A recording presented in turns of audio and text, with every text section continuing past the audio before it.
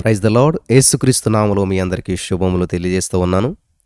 ఈరోజు మనం ధ్యానం చేసుకోబోయేటువంటి అంశము, నీవు దేవుని రాజ్యానికి దూరంగా లేవు. మార్కు సువార్త 12:34 మనం చదివినట్లయితే, అతడు వివేకముగా ఉత్తరమిచ్చినని యేసు గ్రహించి, నీవు దేవుని రాజ్యమునకు దూరంగా లేవని అతనితో చెప్పెను. స్తోత్రం దేవా. ఈరోజు యొక్క వాక్యపు వెలుగులో మమ్మల్ని అందరిని నడిపించి బలపరిచి, విత్తబడిచిన వాక్యం వ్యర్థం కాకుండా ప్రతి హృదయంలో నాటబడి నూరంతర పంట అనుభవించడానికి కృప చూపించమని నజరేయుడైన యేసుక్రీస్తు నామములో ప్రార్థించి నమ్మి పొందుకుని ఉన్నాం తండ్రి. ఆమేన్. గమనించాలి ప్రియులారా, అది చాలా అద్భుతమైనటువంటి వాక్యం. ఒక పెన్ను పుస్తకం పెట్టుకుని చాలా జాగ్రత్తగా మరి ఆశతో ఆసక్తితో దేవుని వాక్యాన్ని వినాలని ప్రభు పేరట నేను మనవి చేస్తూ ఉన్నాను. ఇక్కడ శాస్త్రుల్లో ఒకడు మన యేసుక్రీస్తు ప్రభువారి యొద్దకు వచ్చి, ఆజ్ఞలన్నిటిలో ప్రధానమైనది ఏది అని అడిగితే, అందుకని యేసు ప్రభువారు ఇలా జవాబిచ్చాడు, నిన్ను వలె నీ పొరుగువాని ప్రేమించాలి అని చెప్పి.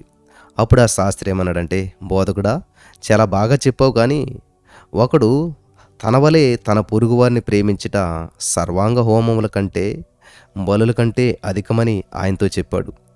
ప్రభు మాటలను మరి బట్టి అతడు అభ్యంతరపడలేదు, కానీ అతని జవాబు అతని హృదయం నుండి రాలేదని ప్రభు గుర్తించి, నీవు దేవుని రాజ్యానికి దూరంగా లేవు అని చెప్పాడనమాట. వింటున్నారా ప్రియులరా? ఎవరితోటి? ఆ శాస్త్రితోటి దేవుడు చెప్పాడనమాట. అతడు గొప్ప విద్యావంతుడు, అంటే బాగా చదువుకున్నాడు. జనసమూహం ఎదుట మహనీయుడైనటువంటి యేసు, నీవు దేవుని రాజ్యమునకు దూరంగా లేవు అని చెప్పటం బట్టి సంతోషించుండొచ్చును. ఎందుకంటే ప్రభువైన యేసు ప్రజల పాపాలను బట్టి వారిని గద్దించి ఉండెను, కానీ ఈ మనుష్యుని ఆయన గద్దించలేదు. నీవు దేవుని రాజ్యానికి దూరంగా లేవు అని మాత్రం చెప్పాడు. ఇందుని బట్టి ఇతడు మిగతా పరిచయులు శాస్త్రులందరికంటే మంచివాడని చెప్పి కనబడుతుంది. అయినా సరే ఒక వ్యత్యాసం ఉంది. ఏంటంటే అతడు దేవుని రాజ్యంలో లేడు. ఎక్కడున్నాడు? కొంచెం పెద్ద దూరంలోనే ఏం లేడు, దగ్గరలోనే ఉన్నాడు. ఈ మాటకు మరి విచారించి ఉండొచ్చు మనం. కొంచెం ముందుకు వెళ్దాం, చాలా జాగ్రత్తగా వినాలి. అతడు సమీపంగా ఉండెను, కానీ లోపల లేడు. వింటున్నారా? గేటుకు దగ్గరలో ఉన్నాడు, కానీ లోపల లేడు. చూడండి, చాలామంది ఎక్కడున్నారు అంటే వచ్చేసాను దగ్గరలో ఉన్నానంటారు. అంటే ఇంకా రాలేదని అర్థం. వచ్చేసాం, దగ్గరలో ఉన్నాం అంటాం, కానీ ఇంకా రాలేదని అర్థం అనమాట. సో ఇతను ఏం చేశాడంటే, మరి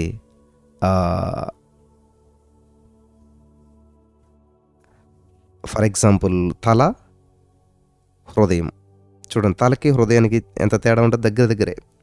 కాబట్టి ఇతడు ఏం చేయాలంటే, తలకు సంబంధించినటువంటి మతాన్ని కలిగి ఉన్నాడు, కానీ హృదయానికి సంబంధించినటువంటి మతాన్ని కలిగి ఉండలేదు. ఎందుకంటే చాలాసార్లు తలలోంది గొంతు కన్నా క్రిందకి దిగి హృదయాన్ని తాకట్లేదు. వింటున్నారా? నోటితో మాట్లాడతాం, కానీ హృదయానికి సంబంధం ఉండదు. అదే తల, హృదయం అంటేనే. కాబట్టి ఇక్కడ తలలో ఉన్నది హృదయానికి తాకట్లేదంట. ఒకవేళ అతడు హృదయాంతరంగంలో ఉండి జవాబు చెప్పింటే, నీవు దేవుని రాజ్యంలో ఉన్నావు అని యేసుప్రభువు చెప్పేసేవాడు. కానీ ఏమంటున్నాడు? అయ్యా, నువ్వు మాట్లాడింది కరెక్టే, కానీ నీ హృదయం నుంచి రాలేదు. దేవుని రాజ్యానికి సమీపంగా కాదు, దేవునిలో ఉండటే సురక్షితం. దేవుని రాజ్యానికి సమీపంగా ఉండటం కాదు, నువ్వు దేవునిలో ఉండాలి. దేవుని రాజ్యానికి దూరంగా ఉన్నవారు సమీపంలో ఉన్నవారి వలె పాపంలోనే చనిపోతున్నారు. కేవలం సమీపంగా ఉండుట పాపులను రక్షించదు. మనం దేవుని రాజ్యంలో ఉండటము, దేవుని రాజ్యం మన మధ్య కలిగి ఉండటం అత్యవసరము. ప్రభు చెప్పిన 10 మంది కన్యకల గురించి ధ్యానించాం మనం చాలాసార్లు. తెలుసు 10 మంది కన్యకల గురించి. 5 మరి ఆ యొక్క వివాహ వింటి వెలుపల కనిపెడుచు ఉన్నారు, 5 లోపల ఉన్నారు. వెలుపల ఉండినటువంటి బుద్ధి లేని కన్యకలు చాలాసేపు తలుపు కొట్టారు. చాలాసేపు తలుపు తడుతుండొచ్చు, అయ్యా లోపలికి రప్పించనని. ఒకవేళ లోపల ఉండిన వారిలో ఒకరు, మీరు వెళ్ళి ఇంటికి దూరంగా లేరు కనుక ధన్యులని చెప్పుంటే వాడు ఏం చేస్తారు? బయట డోర్ కొడుతున్న వారి దగ్గరికి ఒకళ్ళు వచ్చి ఒక 10 మంది మరి కన్యకులు ఒకళ్ళు వచ్చి, మీరు ఏమీ దూరంగా లేరులే, బయటే ఉన్నారు కదా, దగ్గరలో ఉన్నారు, మీరు ధన్యులంటే ఎలా ఉంటుంది? వింటున్నారా?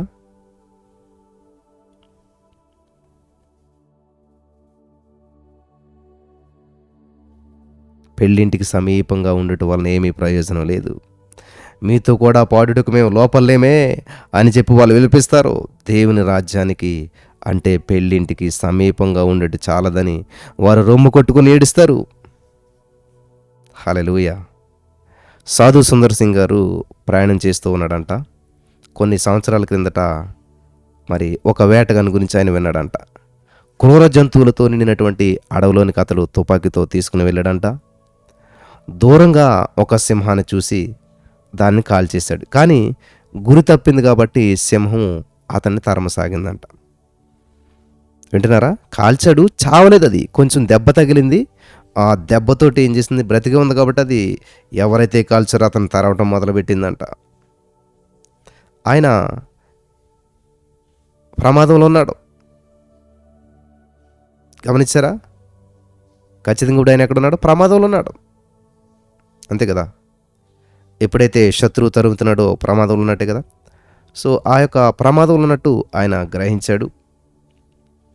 పరుగులు పెడతాం మొదలుపెట్టాడు.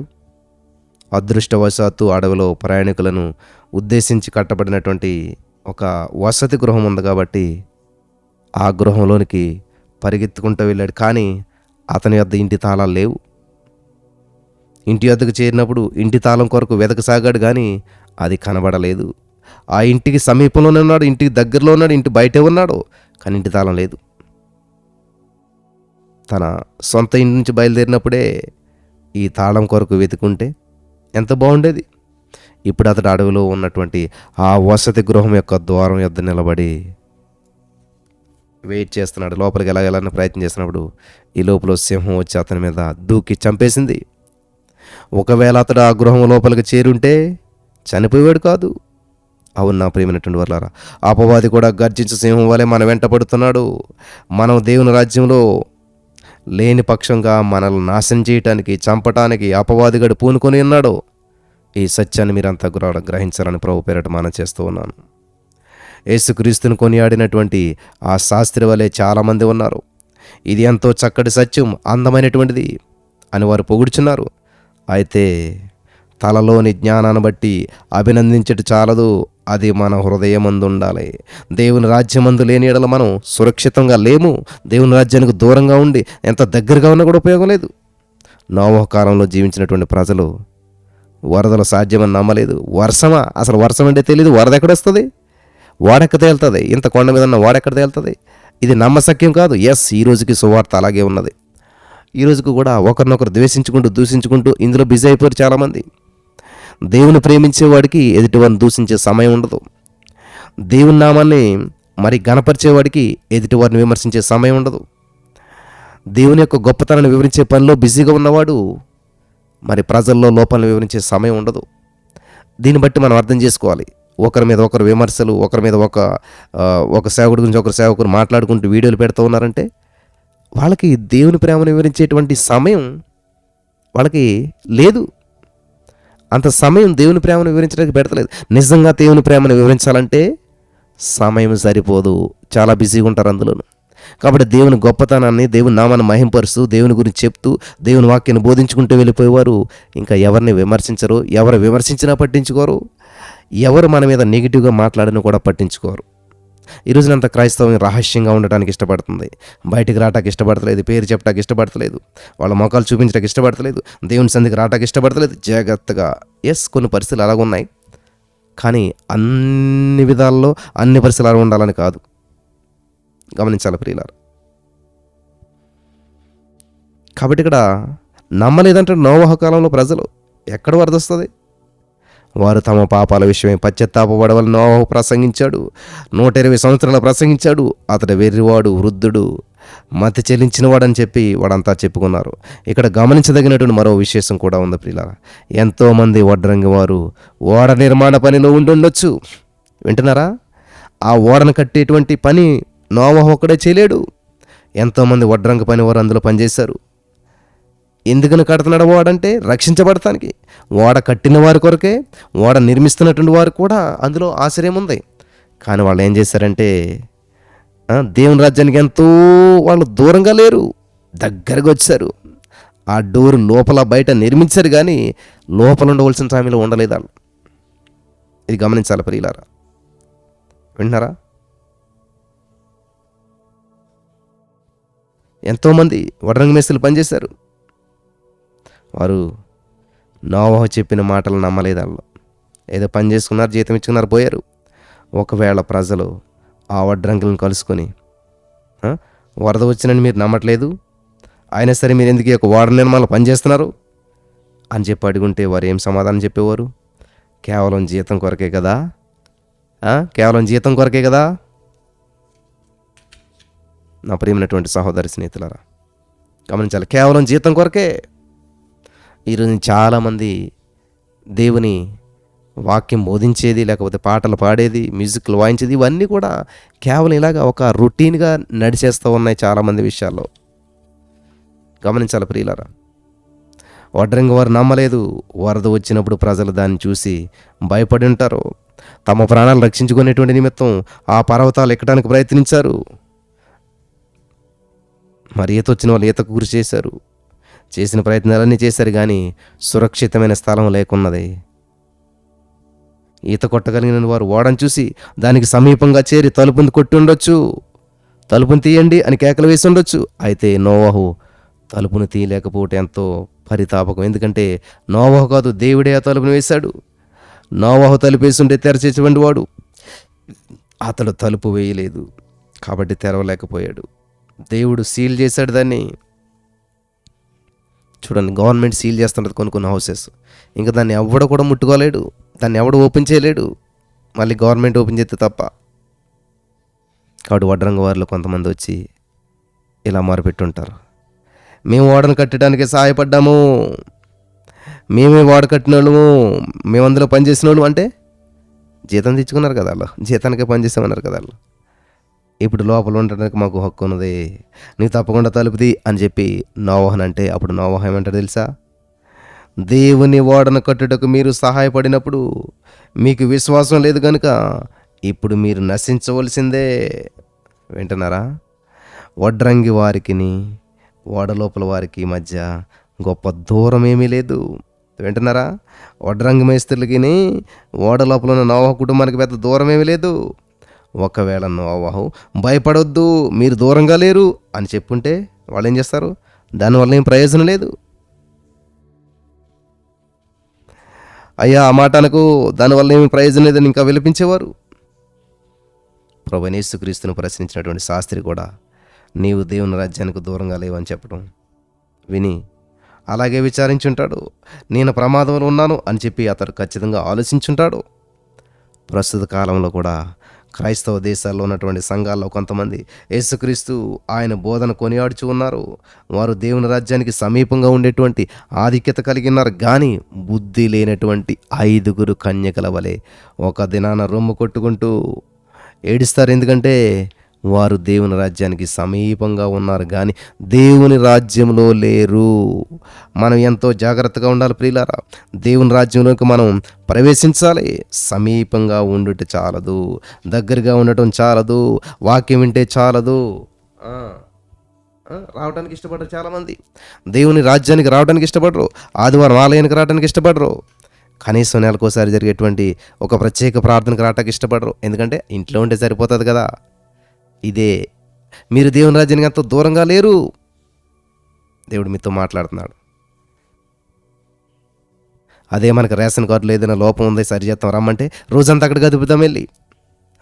వీసాలో పాస్పోర్ట్లో ఏదైనా లోపం ఉందంటే పలానా ఢిల్లీ వెళ్ళాలి, లేకపోతే కలకత్తా వెళ్ళాలి, అక్కడికి వెళ్ళాలి, ఇక్కడికి వెళ్ళాలంటే ఎంత పనులున్నా పక్కన పెట్టి వెళ్ళి కూర్చుంటాం. అక్కడ చిన్న పేరు లోపం, చిన్న ఫుల్ స్టాప్ పడలేదు, చిన్న కామ్మ పడలేదంటే ఆఫీసుల చుట్టూ తిరిగి సమయాన్ని అంతా వేస్ట్ చేస్తాం. కానీ దేవుని సందులో గడపడానికి వచ్చి దేవుని మహిమపరచండి అంటే లేదు మనకి సమయం. చాలా మరి ఆటంకాలు, అడ్డుబండలు ఎదురైపోతుంటుంటాయి. నా ప్రియమైనటువంటి సహోదరి స్నేహితులారా, ఈరోజు దేవుడు నీతో మాట్లాడుతున్నట్టు మాట.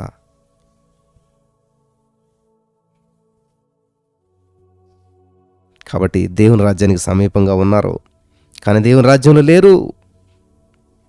దేవుని రాజ్యంలోనికి చేరడం ఎట్లా? ప్రార్థన ద్వారా తప్ప వేరే మార్గం లేదు. పరలోకపు తాళపు చెవి ప్రార్థనే. మనం ప్రార్థించిన ప్రార్థించిన యెడల ఈ భూలోకం మనకు తెరవబడుతుందంటండి. మనం ప్రార్థించిన యెడల ఆయన యందు జీవిస్తాం. అన్ని విధములైనటువంటి ప్రమాదముల నుండి కాపాడబడతాం. మనం ఆయన మన యందు కూడా ఉంటాడు. మనం ఆయనను దర్శిస్తాం. మన జీవితాల యందు ఆయన ప్రసన్నతను మనం గ్రహించగలుగుతాము. ఆమేన్. మన నేత్రాలు అనేకమైనటువంటి సంగతులను చూస్తూ ఉన్నాయి.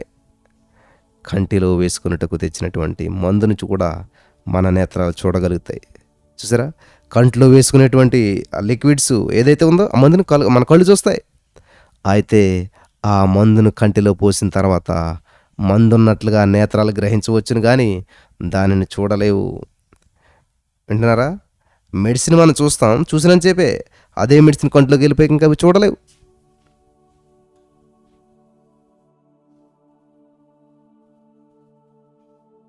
మన కంటిలో మందు వేసుకుని ఉన్నాము అని నువ్వు చెప్పగలదు. ఆ ప్రకారమే క్రీస్తు పాలస్తీనా దేశంలో శరీరధారే సంచారం చేసినప్పుడు అనేకులు ఆయన చూడగలిగారు. అయితే ఇప్పుడు ఆయన మన హృదయమందు జీవిస్తూ ఉన్నాడు. మనం ఆయన్ని చూడలేకపోతున్నాం. నేత్రములందు పోయబడినటువంటి మందువలే ఆయన మన మనోనేత్రాలను ప్రతి పాపము నుంచి పవిత్రపరిచి ఉన్నాడు. మనం ఆయనను చూడలేకపోయినా కానీ రక్షణ పొందుచున్నాం. ఆయన ప్రసన్నతను గ్రహిస్తున్నాం. హల్లెలూయా. జీవము కలిగినటువంటి యేసుక్రీస్తు ప్రభువారు యథార్థతను గ్రహించి ఇప్పుడు మేము దేవుని రాజ్యమందున్నాము, దేవుని రాజ్యం మాలో ఉన్నది అనే సాక్ష్యం చెప్పాలి ప్రియులారా. అప్పుడు మనం పరలోకాన్ని భూలోకం మీద కనుగొంటాం. అంతేకాదు నీవు దేవుని రాజ్యానికి దూరంగా లేవు అని చెప్పించుకోవలసిన అవసరం ఉండదు. మరణము తరువాత పరలోకం అనేటువంటి నిరీక్షణ కలిగించటమే కాకుండా మనం ఆయన యందు ఉన్నాము గనుక ఈ జీవమందే మనము పరలోకంలో ఉన్నామని చెప్పి మనం చెప్పగలుగుతాం. ఇటువంటి సమాధానాన్ని కనుగొనే నిమిత్తం ప్రజలు అన్ని విధాలా ప్రయత్నం చేస్తూ ఉన్నారు, కానీ వారు తమ హృదయాన్ని దేవునికి సమర్పించుకున్నప్పుడే సమాధానం కనుగొనగలుగుతారు. అక్కడే దేవుని రాజ్యము లోకము ఇవ్వలేనటువంటి తీసుకొనలేనటువంటి సమాధానం ఉన్నది. అటువంటి సమాధానాన్ని పొందుకునేటువంటి వారు ఊరుకుండలేక తమ సాక్ష్యాన్ని ఇస్తూ ఉన్నారు, సాక్ష్యాన్ని పంచుకుంటూ ఉన్నారు. ఏమని తెలుసా? మేము క్రీస్తుని కనుగొంటిమి, క్రీస్తునందు దేవుని రాజ్యమును కనుగొంటిమి అని. నా ప్రియమైనటువంటి సహోదరి స్నేహితులారా, మరి సాధు సుందర్ సింగ్ గారి స్నేహితుడు ఒకడంట, ఒక ఆయన టిబెట్ దేశంలో మరి ఆయన సాక్ష్యం చెప్తూ సాక్ష్యంతో పాటు ప్రసంగం చేస్తూ ఉన్నాడంట. బౌద్ధ మత గురువులకి ఇది ఇష్టం లేదు కాబట్టి ప్రసంగించుట వెర్రితనం అని చెప్పి ప్రజలు తలంచారు. నీ ఊరుకోవాలి అని వారు చెప్పినప్పుడు అది అసాధ్యమని అతను జవాబిచ్చాడు. నేను ఊరుకొనలేను, నేను యేసుక్రీస్తునందు కనుగొన్నటువంటి దాన్ని ఖచ్చితంగా ప్రకటించాలి అని అతడు పట్టుదలగా పలికినప్పుడు వారు అతనిని అవమానపరిచి కొట్టారు. అంతేకాదు ఒక తాడుని తీసుకొచ్చి అతని పాదాలను బంధించి ఒక చెట్టుకు తలకిందులుగా వేలాడదీశారు, కాళ్ళు కట్టేసేసి. అలాగూ తలకిందులుగా వేలాడుచు ఎంతో బాధాకరం. మరి మీకు తెలుసు తలకిందులుగా వేలాడతాం అనేటువంటిది ఎంతో బాధాకరమైన విషయం. అప్పుడు ప్రజలు ఆయన వద్దకు వచ్చి ఇప్పుడు నీకు ఎలా ఉన్నది అని అడిగితే ఆయన, వింటున్నారా జాగ్రత్తగాను, ఇప్పుడు నీకు ఎలాగుంది అని అడిగితే ఆయన ఏమన్నా తెలుసా? పరలోకాన్ని భూమి మీద అనుభవిస్తున్నాను కాబట్టి దేవునికి స్తోత్రం అని జవాబిచ్చాడంట. తలకిందులుగా వేలాడదీయటను బట్టి నీవు సిగ్గుపడటం లేదా అని అడిగితే, లేదు, నా రక్షకుని కొరకు నేను శ్రమ అనుభవించుచున్నాను, మీరు చేసిన పనిని బట్టి నేను ఆశ్చర్యపడటం లేదు. ఇలాగూ చేయటం ద్వారా మీరు మీ స్వభావాన్ని వెల్లడి చేశారు. లోకము తలకిందులుగా ఉన్నది, లోకక్రియలు కూడా తలకిందులుగా ఉన్నవి. లోకము దేనిని కూడా సరిగా చూడక తలకిందులుగా చూస్తున్నది. ఇలాగ చేయటం వలన మీ అంతరంగ స్వభావాన్ని మీరు తెలియజేస్తారు. మీరు సమస్తాన్ని తలకిందులుగా చూడగోరుచున్నారు. దేనినైనా సరే సరైన రీతిలో మీరు చూసి సహించలేరు. ఈ లోకము తలకిందులుగా ఉంది, మీ స్వభావాన్ని తలకిందులుగా ఉన్నది. మీరు నన్ను తలకిందులుగా వేలాడదీశారు. అయితే వాస్తవానికి నేను తలకిందులుగా లేను, కానీ నేను సరైన విధానంలో ఉన్నాను. ఆమేన్ అన్నాడంటండి ఆయన. హల్లెలూయా.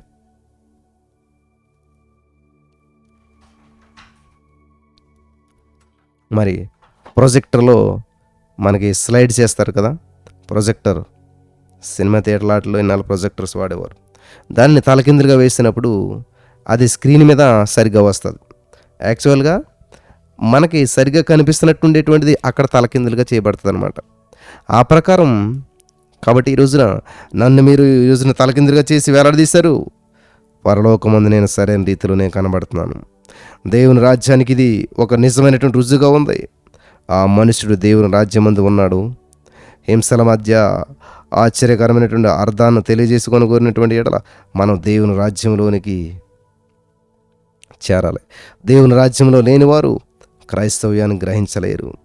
నేటి సమాజము, సంఘము క్రైస్తవ్యం కాదు, క్రీస్తు తానే క్రైస్తవ్యంగా అతడు మరి ఇతరులను రక్షించడానికి వచ్చాడు. తనను తాను రక్షించుకొనలేక పోయినటువంటి వాడు అని చెప్పుకున్నారు. అయితే కొందరు మారు మనసు పొందటం వలన పరదేశిని గురించినటువంటి వాగ్దానం పొంది మరి ఆ పొందినటువంటి దొంగవాలే ఉన్నారు. మనం దేవుని రాజ్యానికి సమీపంగా ఉన్నామా లేక దేవుని రాజ్యంలో ఉన్నామా ఖచ్చితంగా తెలుసుకోవాలి. మనం దానిలో ఉన్నట్లయితే దాని రుచిని మన జీవితంలో కనుగొనగలుగుతాం. దేవుని రాజ్యమందు ఉన్నామన్నటకు రుజువు ఏంటంటే మన జీవితంలో ఉన్నటువంటి ఆశ్చర్యకరమైనటువంటి సమాధానం. మనం సమాధానం లేనివారై ఉన్నడల ఇంకా దేవుని రాజ్యానికి దూరంగా ఉన్నట్లే. మనం పశ్చాత్తాపపడి ప్రార్థించడం ద్వారా దేవుని రాజ్యంలోనికి చేరగలుగుతాం.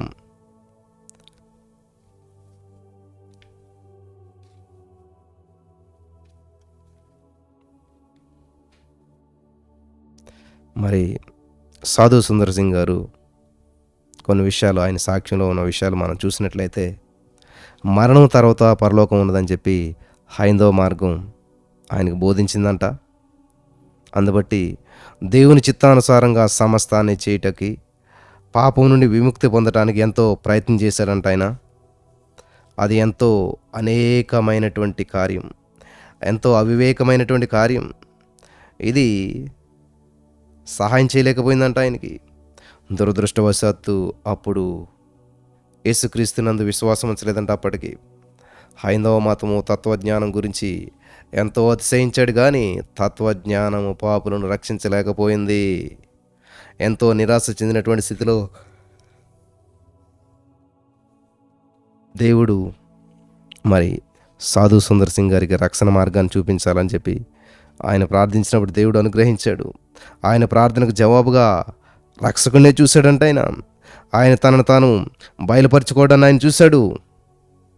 అటువంటి కార్యం జరుగుతుందని ఆయన ఎప్పుడూ ఎదురు చూడలేదంట. ఆయన మహిమను చూశాడంట ఆయన.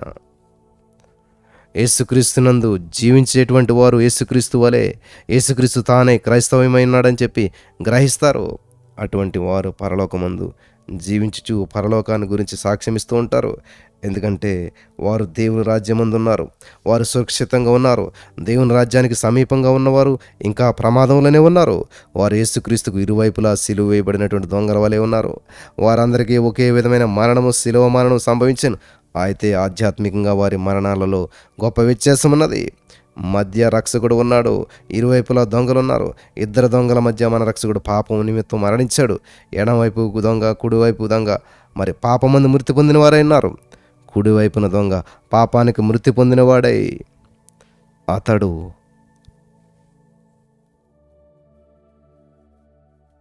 పాపము కొరకు మరణించిన రక్షకుడు, పాపమందు మరణించి ఉన్నటువంటి దొంగ, పాపమునకు మరణించినటువంటి దొంగ. కాబట్టి ఇక్కడ పాపులను రక్షించటకు యేసుక్రీస్తు ప్రభువు మరణించాడు, అనగా పాపుల రక్షణ కొరకు ఆయన మరణించాడు. ఆయన ఎడమవైపు ఉన్నటువంటి దొంగ రక్షకుని గుండె వైపు ఉన్నాడు. ఆయన ప్రక్కటెముకలో మరి ఆయన ప్రక్కలో నుండి నీళ్లను, రక్తమును వచ్చి చూశాడు. అంత దగ్గరగా ఉండినా కానీ అతడు మారు మనసు పొందకపోయాను, పాపంలోనే చనిపోయాడు. కుడివైపు ఉన్నటువంటి దొంగ, ఈ మనుషుడు ఏ పాపము చేయలేదు, ఇతడు పరిశుద్ధుడని చెప్పి పలికాడు. అతడు పాపమందు చనిపోయినవాడే క్రీస్తునందు జీవించుటకు ప్రారంభించాడు. నేడు నీవు నాతో కూడా పరదేశంలో ఉందు అని చెప్పి యేసుక్రీస్తు ప్రభువు దొంగతో చెప్పాడు. కొన్ని సంవత్సరాలు, కొన్ని దినాలు లేదా కొన్ని సంవత్సరాల తర్వాత కాదు, నేడు నాతో కూడా ఉందు అని చెప్పి పలికాడు దేవుడు. ఎందుకంటే అతడు పాపం విషయమే చనిపోయి నీతిని బట్టి జీవించనారంభించాడు.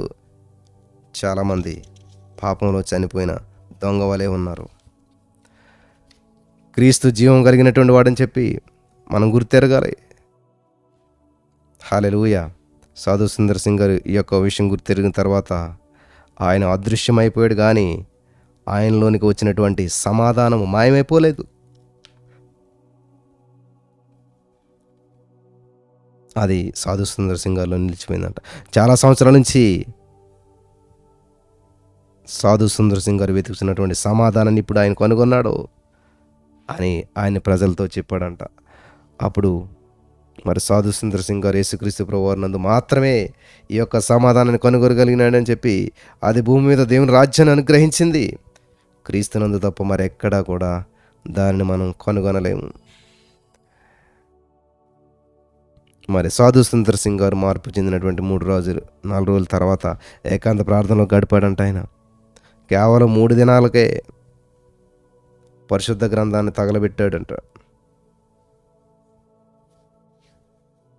కేవలం 3 రోజుల క్రితమే పరిశుద్ధ గ్రంథం తగలబెట్టాడు. కాబట్టి యేసుక్రీస్తు శత్రువుగా జీవించినటువంటి నన్ను క్షమించమని ప్రార్థించాను అని అంటాడు సాధు సుందర్ సింగ్ గారు. దేవా, నన్ను క్షమించు, నేను ఆధ్యాత్మికమైన అంధత్వంలో ఉన్నాను, నీ వాక్యాన్ని గ్రహించలేకపోయాను, అందువల్లనే మీ బైబిల్ గ్రంథాన్ని తగలబెట్టేశాను అని చెప్పి గోజాడు ప్రార్థన చేశాడంట. అప్పుడు ప్రార్థించినప్పుడు సాధు సుందర్ సింగ్ గారిలో దేవుని యొక్క నిశ్చిత కలిగిందంట.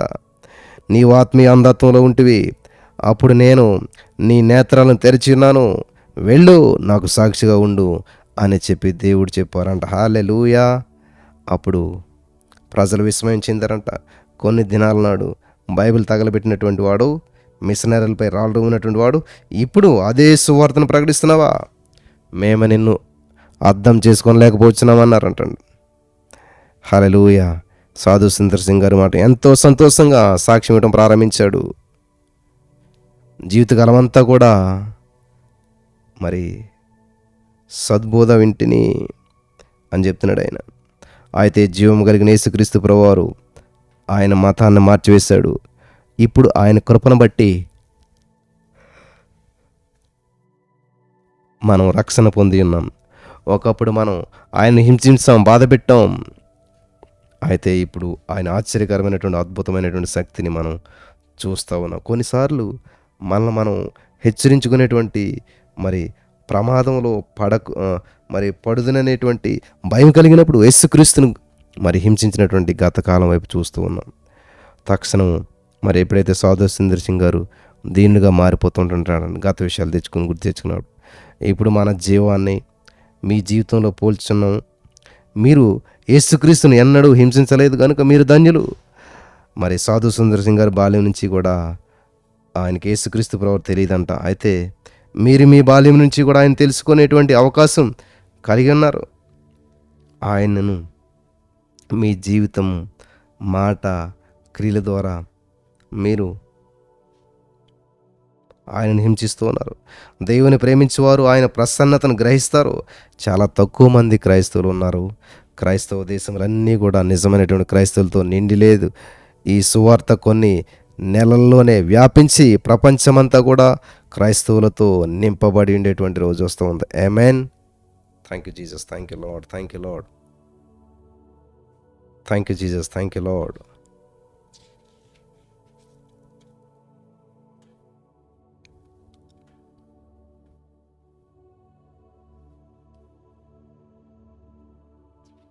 కాబట్టి మన జీవితం ప్రార్థనా జీవితంగా ఉండటానికి ప్రభు తానే సహాయం చేయను గాక. ఈ సత్యాన్ని మీరంతా గ్రహించారని నేను నమ్ముచున్నాను.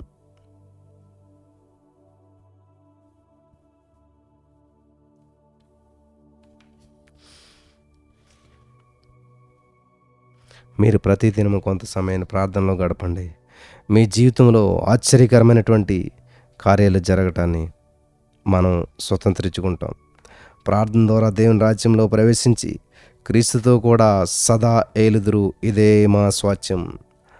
అంత్యదినమున ఆయన మనల్ని ఎదుర్కొనటానికి మీకు ఎన్నో అవకాశాలు ఉన్నాయి. అన్యదేశములందు జీవించేవారు సత్యమును వెతుకుట ద్వారా మనల్ని కనుగొన్నారు అని చెప్తారు.